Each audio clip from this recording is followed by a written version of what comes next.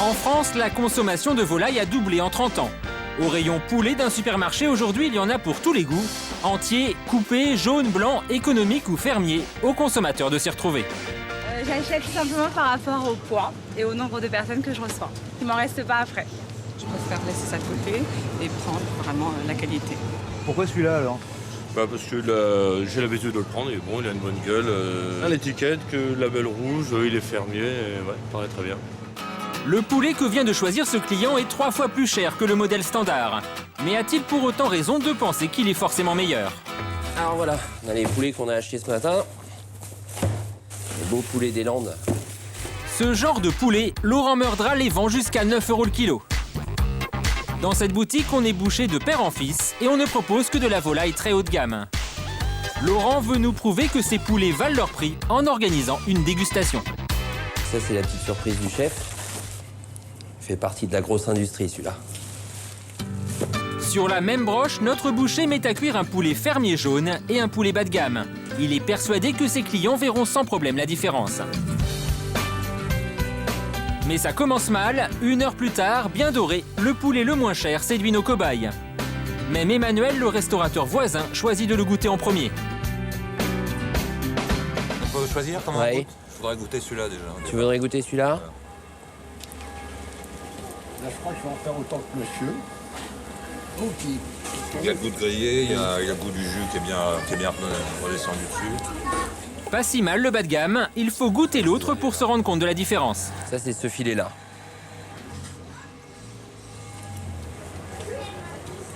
C'est meilleur. Ah, déjà plus enrobé, tout à fait. Plus doux, plus enrobé. En fait, je ne l'ai pas reconnu à l'aspect au départ parce que je me suis fait avoir par le volume. Et bon, comme je vous dis, il y a aussi la méthode de cuisson à la rôtissoire, comme elle est arrosée. Donc il y a un jus qui vient quand même. Donc ça améliore tous les produits de toute façon. Et après, quand on goûte et quand on touche, je vois bien que ça s'écrase. Hein. J'appuie à peine, c'est devenu de la bouillie. Et bon, ici, la chair reste unie. Le goût, complètement différent. Beaucoup plus... ce qu'on attend vraiment d'un poulet. Hein, vous voyez ce que je veux dire? Au goût, le poulet fermier tient son rang, reste à expliquer son prix. Jean-Michel Lacatte élève des poulets label rouge en Champagne depuis 10 ans. Son premier argument, c'est le plus connu des consommateurs. Un poulet standard ne voit jamais la lumière du jour. Les siens profitent de l'air pur, du moins quand il ne fait pas trop froid. Donc c'est très important qu'ils puissent aller dehors. Dehors, ils ont une surface de 2 mètres carrés par poulet, obligatoire, avec des parcours ombragés boisés. Mais ce n'est pas le terrain qui coûte cher. Ce que paye le consommateur, c'est surtout la durée d'élevage. Ça fait 6, c'est bon. Donc 6 poulets pour 11 kilos. Trop tôt pour l'abattoir. Ces poulets ne partiront pas à moins de 2,5 kg chacun. Et pour leur faire atteindre ce poids, il faut presque 3 mois, 2 fois plus que dans un élevage sans label. Toutes les semaines, on pèse 40-50 ans de volaille pour suivre la courbe de croissance. Et nous, c'est une souche à croissance très lente. C'est la grande différence avec les poulets de moins bonne qualité qui sont élevés beaucoup plus rapidement pour un poids pratiquement identique. Des contraintes de ce genre, le label rouge en impose beaucoup d'autres. Et les respecter est impératif.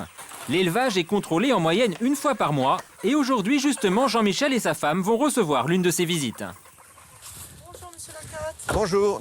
Ça va? Ça va? C'est un bon lot. Nathalie Ployard travaille pour le groupement d'éleveurs de Jean-Michel. Tous les deux se connaissent bien, mais la jeune femme ne lui fera pas de cadeau. Allez, c'est parti. Son boulot, c'est de passer l'élevage au crible. Hygiène, croissance, densité au mètre carré et surtout alimentation. Ces poulets-là sont particulièrement surveillés. Donc l'aliment est bien renouvelé. On est en granulés coupés courts là. Granulés coupés courts. Ouais, d'accord. C'est très précis. Ah oui, c'est très précis. Oui, oui, tout à fait. L'alimentation doit être entièrement d'origine végétale et minérale. Le fait qu'elle contienne 75% de céréales au minimum. Et s'il y a un problème, qu'est-ce qui se passe? Ça peut aller, je dirais, de la déshabilitation ou de la délabellisation du lot. Donc c'est vraiment quelque chose qu'on doit respecter de manière stricte. Privé de label, ce lot de 4000 poulets perdrait la moitié de sa valeur, soit 5 ou 6 000 € de moins pour Jean-Michel. En général, tout se passe très bien. Ou des fois, il peut arriver qu'il manque un papier parce que tous les papiers doivent être dans le poulailler. La traçabilité. Ça peut arriver qu'ils soient restés à la maison, donc ils nous le disent, mais sans gravité. Ce sérieux a fait la popularité du label rouge. Mais pour Laurent, notre boucher spécialiste des volailles, ça ne suffit pas. On n'achète pas sur étiquette, on achète par rapport à la qualité du produit.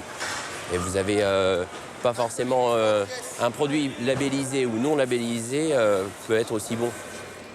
Il est presque 7 heures dans le temple du poulet, le bâtiment volaille du marché de Rungis. Si Laurent y va 3 ou 4 fois par semaine, c'est parce que pour choisir, il veut regarder et toucher.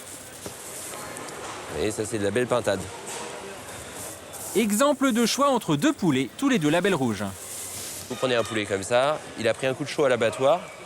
On voit bien, hein, le tissu est brûlé. Ça tiendra moins bien à la vente Ça, pour vous, que c'est ça. rédhibitoire. Ah, ça, c'est rédhibitoire.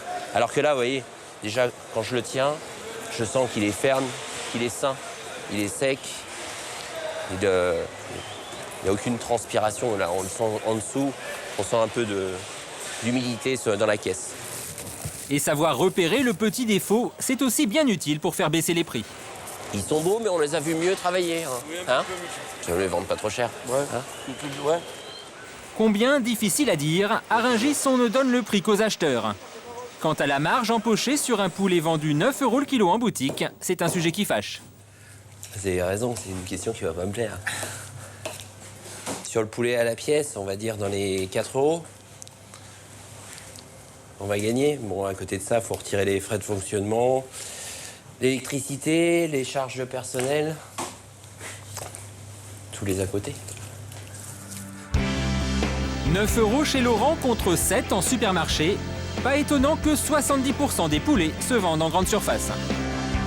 Le choix est fait? Oui. À griller. Et pour beaucoup, ce choix dépend plus du portefeuille que de la qualité. Le poulet fermier, c'est aujourd'hui moins d'1 tiers de la consommation globale de poulet en France.